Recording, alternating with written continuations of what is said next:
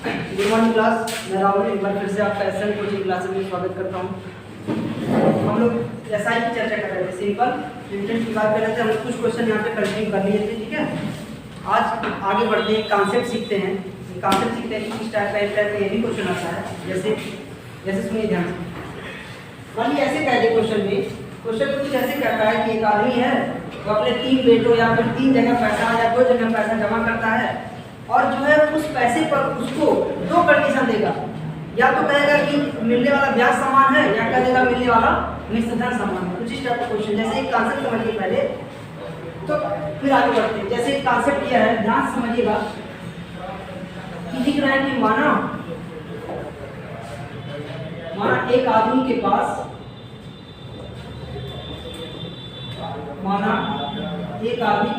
₹3 हो। मान लीजिए एक आदमी के पास कितना रुपए हो, ₹3 हो। वह क्या करेगा, उसके मान लीजिए 2 बेटे हो या 3 बेटे हो, भाई बांटेगा ना पैसा। लास्ट में नहीं कहते हैं कि हमको वसीयत चाहिए या फिर जो भी कहते हैं कि हमको पैसा चाहिए, है ना।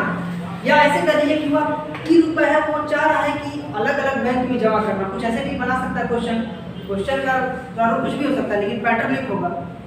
₹3 है, वो अपना कुछ पैसा किसी और बैंक में लगा रहा है, कुछ पैसा इस बैंक में लगा रहा है या कुछ पैसा इस बैंक में, कह सकता है कि ऐसा, या खाली 2 ही बैंक में लगा रहा है या 3 बैंक में या 4 बैंक में, कुछ भी ऐसा लगा सकता है कि नहीं। समझ रहे ना भाई, अपने हिसाब से सोचिए। तो अगर यह ₹3 है, इसके पास ₹3 है, यह क्या करेगा, सुनिए यहाँ पे कंडीशन। अगर ₹3 है, यह चाह रहा है कि 3 बैंक में इन्वेस्ट करना, 3 बैंक में इन्वेस्ट करना। अपना ₹3 का जो P1 करेगा, P1 पैसा किस हिसाब से, मान लीजिए R1 के हिसाब से कितने समय के लिए, P1 के समय कर सकता है कि नहीं। फिर इसी में से P2 पैसा R2 के हिसाब से किसके, T2 समय के लिए। फिर कहेगा P3 पैसा R3 के हिसाब से किस समय के लिए, P3 समय के लिए। तो केस 1 सुन लीजिए, यहाँ से केस 1 बनता है। अब ये तो 3 मैंने ले लिया ना, 3 बैंक हो सकता है, क्वेश्चन में 2 ही बैंक कह दिया, कह सकता है ना सर, या क्वेश्चन हो सकता है 4 बैंक कह दे, तो कुछ भी कह देगा। केस 2 केस बनता है। एक केस ऐसे बनता है कि जमा करने के बाद जो ओवरऑल 3 साल में जो भी एसआई बराबर हो, कह देगा कंडीशन की जो भी ब्याज क्या हो बराबर हो, या कह देगा उससे प्राप्त होने वाला निश्चित धन बराबर है, कह सकता नहीं ऐसे। आइए देखिए केस 1, यहाँ से केस 1 बनेगा। केस 1 कहेगा कि अगर तीनों से प्राप्त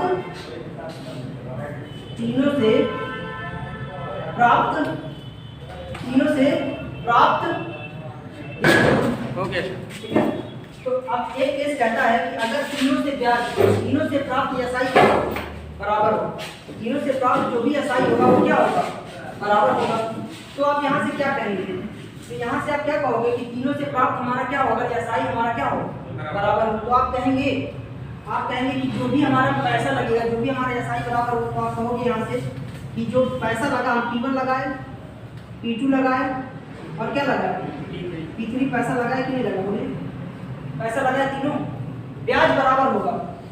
ब्याज क्या होगा, बराबर। तो आप कहोगे यहाँ से या तो रुक जाइए, यहाँ से आप अगर ब्याज बराबर होगा तो आप क्या कहेंगे, ब्याज क्या होता है, प्रिंसिपल गुणे रेट गुणे समय। तो आप कहोगे कि P1 गुणे R1 गुणे T1 बटे 100। यहाँ कुछ ब्याज मिलेगा ना, इस हिसाब से ब्याज मिलेगा उसको।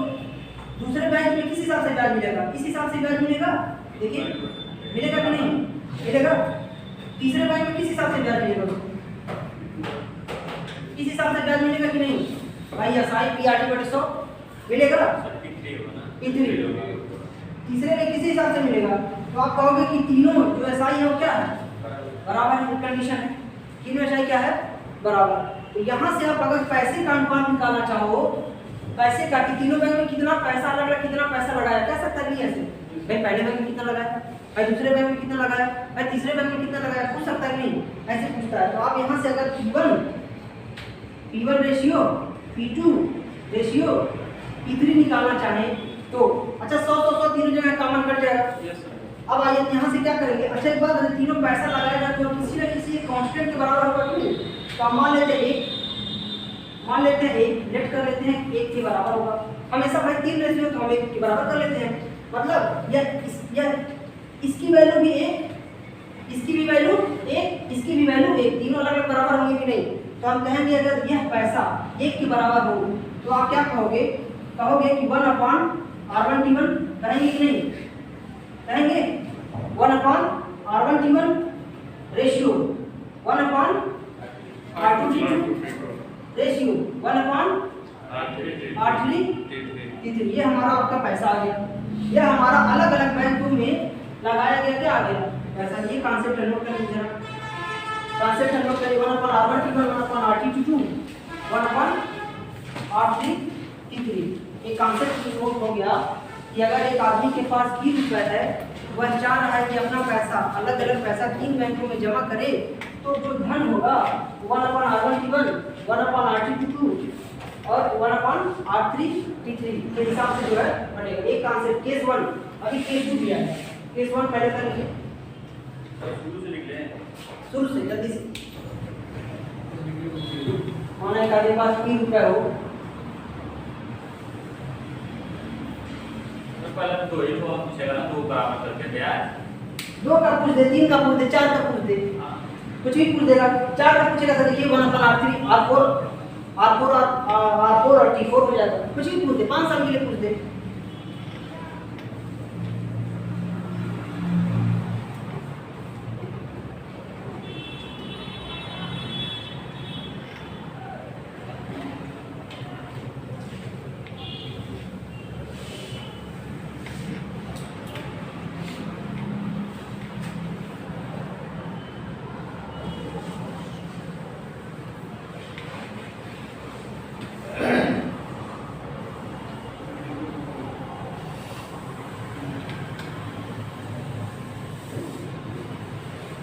अगर दिक्कत हो जाती है कि पैसा हम 3 जगह इन्वेस्ट करेगा या 3 बराबर भागों में बांटेगा बच्चों को, या 3 जगह जमा करेगा, कुछ ऐसे कॉन्सेप्ट अपने हिसाब से लिख लीजिए। एक कंडीशन क्या था, अगर तीनों से प्राप्त ब्याज बराबर हो, अगर तीनों से प्राप्त ब्याज बराबर हो तब हम कैसे लड़े। क्वेश्चन में कहेगा, ये याद रखिएगा, यह पॉइंट अगर दिख जाए क्वेश्चन में तभी जो है यह पॉइंट दिखेगा।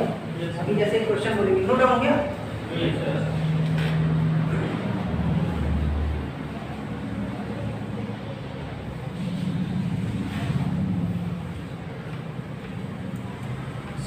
क्वेश्चन में अगर वो सेंटेंस दिया है तभी ये फार्मूला लागू। देखो यहाँ तक तो ठीक है। क्वेश्चन में कहेगा तीनों से प्राप्त एसआई बराबर है, या कह देगा तीनों से प्राप्त विसर्जन बराबर है, कहेगा। भी क्वेश्चन लिखा है।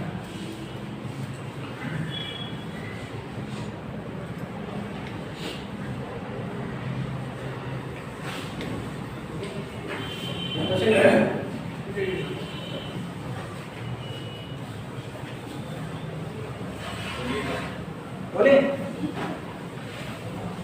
बोले देखिए 24,000 रुपए को 24,000 रुपए को 3 भागों में 24,000 रुपए को 3 भागों में बांटा गया।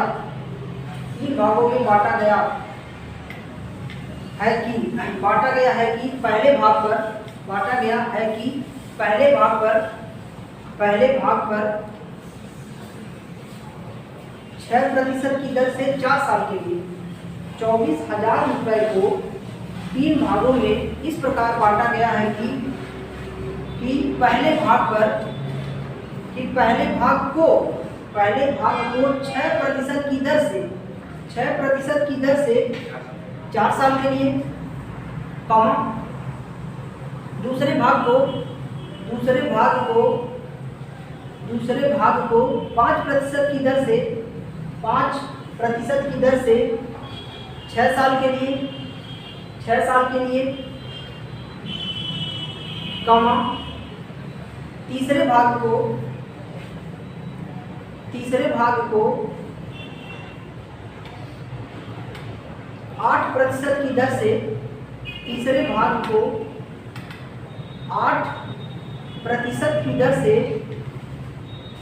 5 साल के लिए दिया गया। 5 साल के लिए दिया गया। तीनों से प्राप्त, अगर कंडीशन कह दिया, अगर तीनों से प्राप्त साधारण साधारण ब्याज बराबर है तो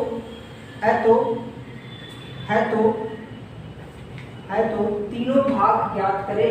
है तो तीनों ब्याज बराबर है तो कंडीशन कह दिया, अगर तीनों से प्राप्त साधारण ब्याज बराबर है तो अलग अलग या तीनों राशि बताएं। अब उसी क्वेश्चन में अंडरलाइन कर लीजिए, जहां पे लिखा है तीनों एसआई बराबर हो, अंडरलाइन कर लीजिए अपने हिसाब से कि हमको वही सिर्फ देखना है। और अगर इस टाइप का क्वेश्चन आ जाए कि इतनी राशि है, उसको 3 बराबर या 4 बराबर या 2 बराबर कुछ भी आ जाए, भागों में बांट दीजिए और कहेगा पहले भाग पर इतने % की दर से इतने साल के लिए, दूसरे भाग पर इतने % की दर से इतने साल के लिए, तीसरे भाग पर इतने % की दर से इतने साल के लिए। कहेगा अगर उससे कुल प्राप्त जो एसआई बराबर, मैंने पहले भाग पे जो भी एसआई मिले वो भी, दूसरे भाग पे जो एसआई मिले वो भी, तीसरे भाग पर जो एसआई मिले, अगर तीनों बराबर हैं तो पूछेगा अलग अलग धन बताइए। आइए इस टाइप का क्वेश्चन कैसे करेंगे, कितना आंसर आता है? कितना आंसर आता है? कितना आंसर आता है?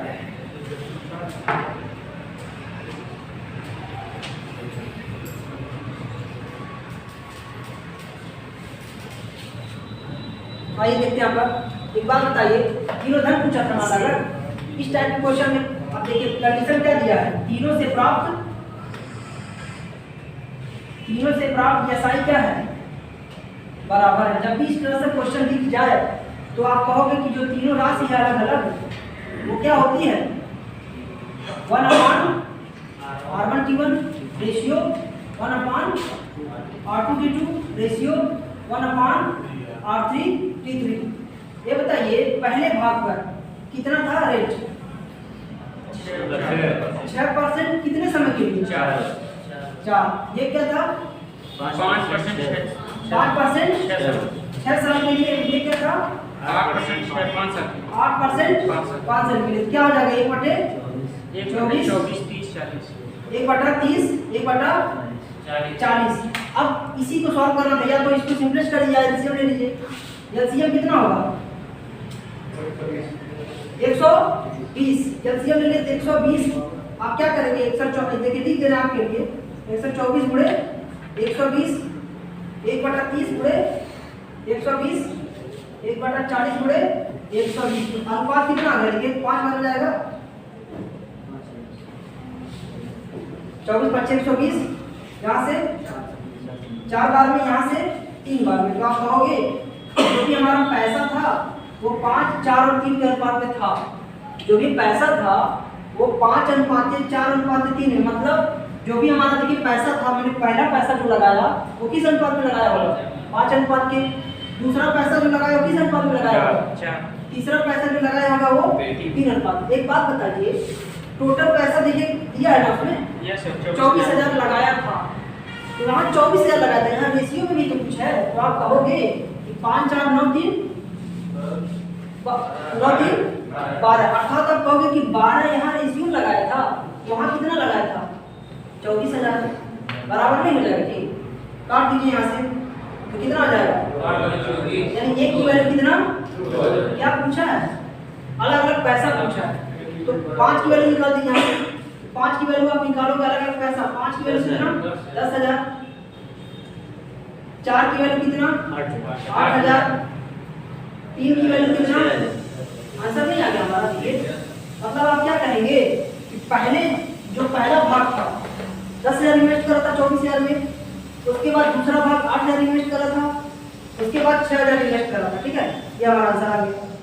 और नहीं तो अगर डिटेल लगाएंगे एक्स बॉक्स मान के बहुत लंबा पड़ जाएगा, फंस जाएंगे। बोलिए समझ गए?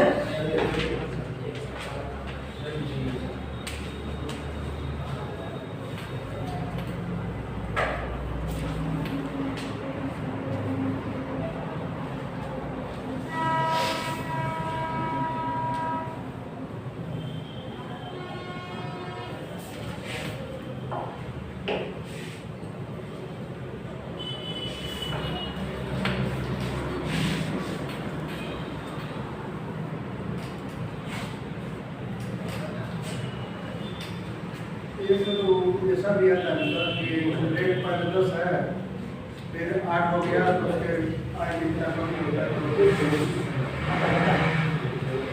एक टाइप ये हो गया। ऐसे जैसे जो मेजर टाइप्स हैं जिस पे क्वेश्चन बहुत आते हैं वो कर लिए, ऊपर अटेंडम करेंगे हम वीडियो क्लास में, अटेंडम करेंगे तब कहेंगे आप भी क्वेश्चन पूछिए, हम भी अटेंडम कराएंगे तब अटेंडम। और जैसे ये वाला हो गया ना तो उसके बाद भी जो अगर वो है तो थोड़ा सा कम। हाँ बताएंगे, बता देंगे, अभी आज ही बता देंगे। अभी क्वेश्चन के साथ है ना आपके पास, चलिए इसको नोट डाउन कर लीजिए।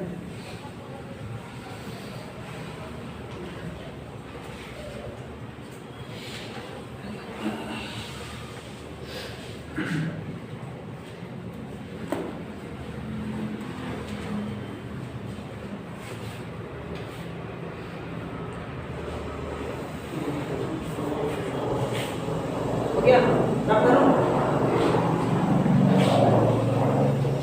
अब लिखिएगा।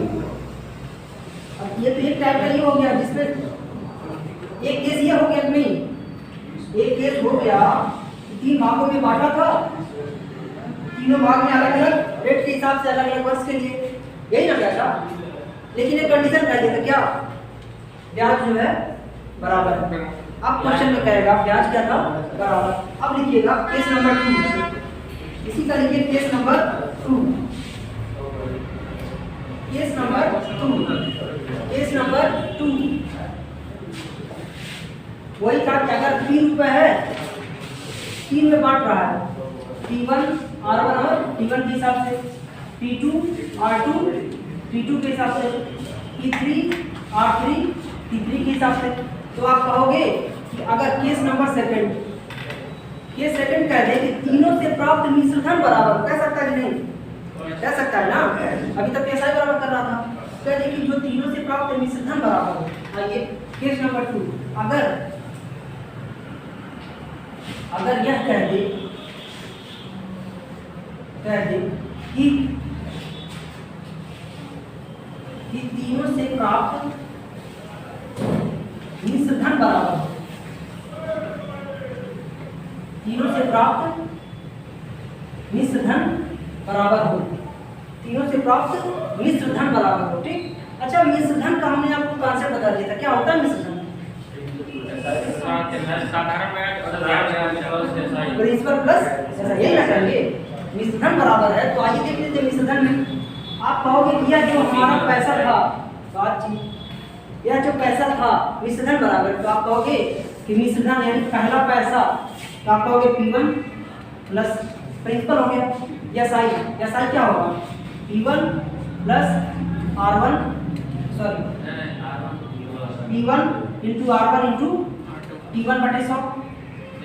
या एक मिश्रण हो गया कि नहीं हो गया, एक पार्ट का मिश्रण हो गया। आइए दूसरा पैसा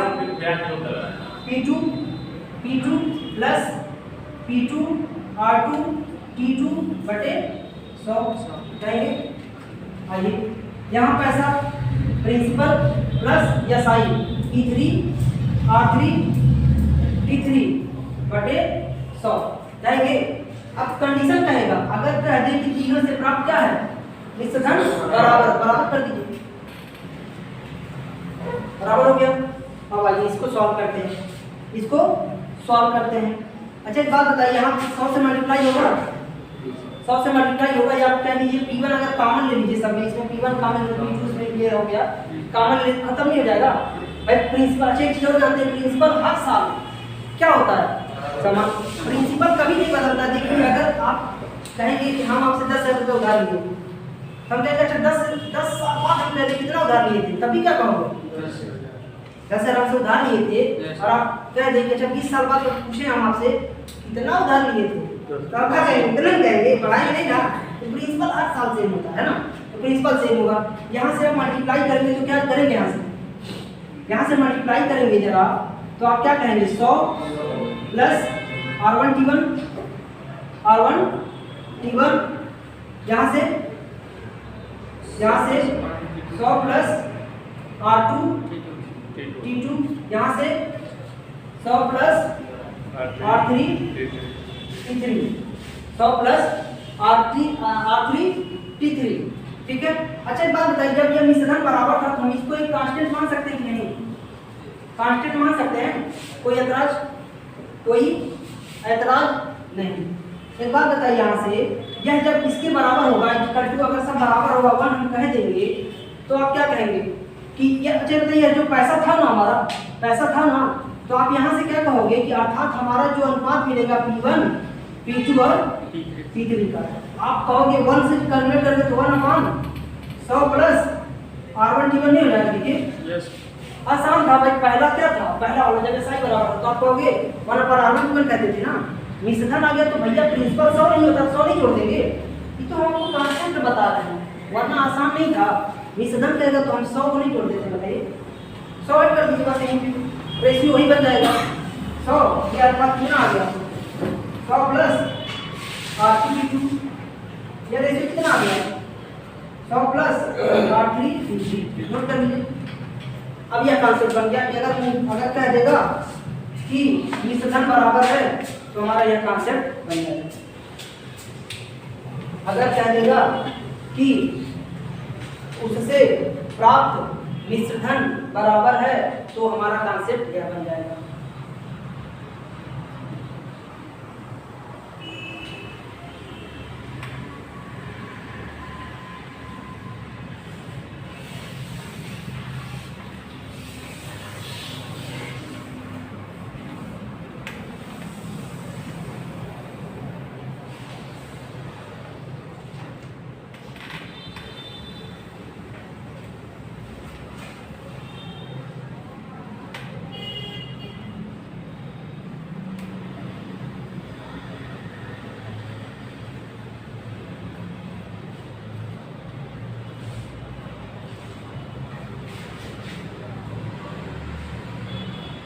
तो आसान था।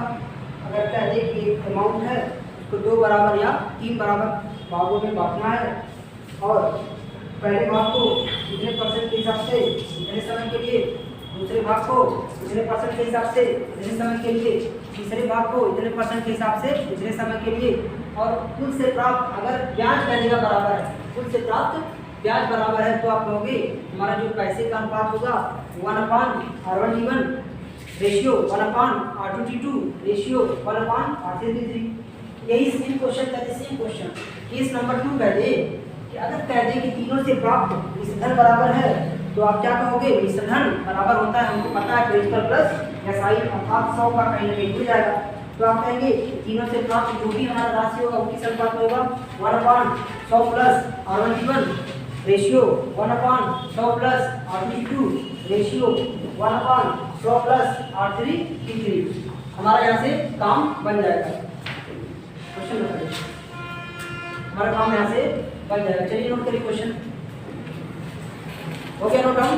क्वेश्चन करिए, क्वेश्चन लिखिए 29,000 रुपये को 29,000 रुपये को 3 भागों में 29,000 रुपये को 3 भागों में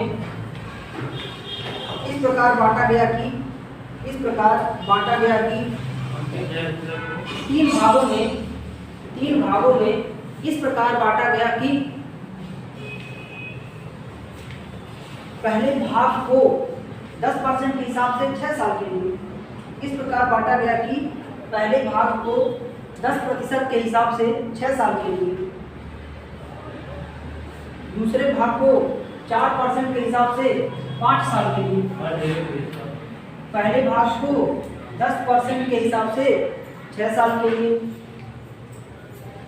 दूसरे भाग को 4% के हिसाब से 5 साल के लिए। 10% के हिसाब से, अरे भाई पहला था 10% के हिसाब से 6 साल के लिए, कौमा दूसरे भाग को 4% के हिसाब से 5 साल के लिए, 5 साल के लिए, तीसरे भाग को 5% के हिसाब से 5% के हिसाब से 16 साल के लिए दिया गया, तीसरे भाग को 5% की हिसाब से 16 साल के लिए दिया गया। अगर तीनों से प्राप्त धनराशि बराबर हो तो, अगर तीनों से प्राप्त कुल धनराशि मतलब आपस में बराबर हो तो, तीनों से प्राप्त कुल धनराशि बराबर हो तो तीनों का मूल्य ज्ञात करें, तो तीनों का मूल्य ज्ञात करें।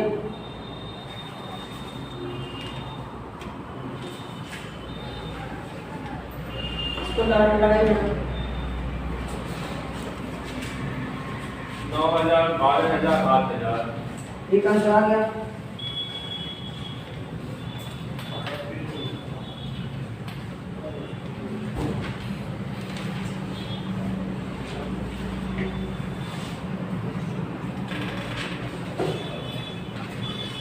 एक आंसर आ गया।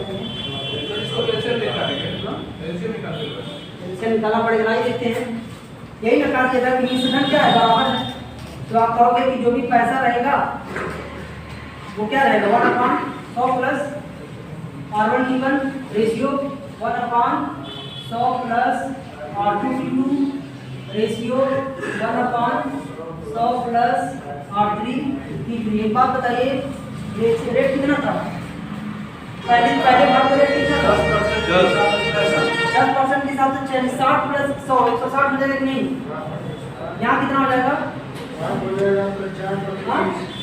7 प्लस 21 ये टोटल 120, यहाँ कितना हो जा रहा है 180 रेशियो है, काट सकते हैं क्या ऐसे। अब जरा 16 12 18 कैल्शियम ले लीजिए, 16 12 और 18 कैल्शियम ले लीजिए 144। 144 को मल्टीप्लाई करेंगे कितना हो जाएगा यहाँ पे 9 12 8। एक बात बताइए टोटल पैसा कितना था 29,000, यह रेशियो में कितना 29 की वैल्यू कितना दिया है 29,000। आप कहोगे 1 की वैल्यू 1,000, जो भी पूछा 9 की वैल्यू 9,000, 12 की वैल्यू 12,000, 8 की वैल्यू 8,000। क्या हो गया हमारा इस दो टाइप का क्वेश्चन, ठीक है। तो इस चीज को जो है हो गया। अब ये कांसेप्ट हो गया। अगर वीडियो पसंद आया तो लाइक करें, शेयर करें और सब्सक्राइब करें। तो और जितने भी वीडियो पीछे आए वो उसको देख के आगे बढ़े। Thank you.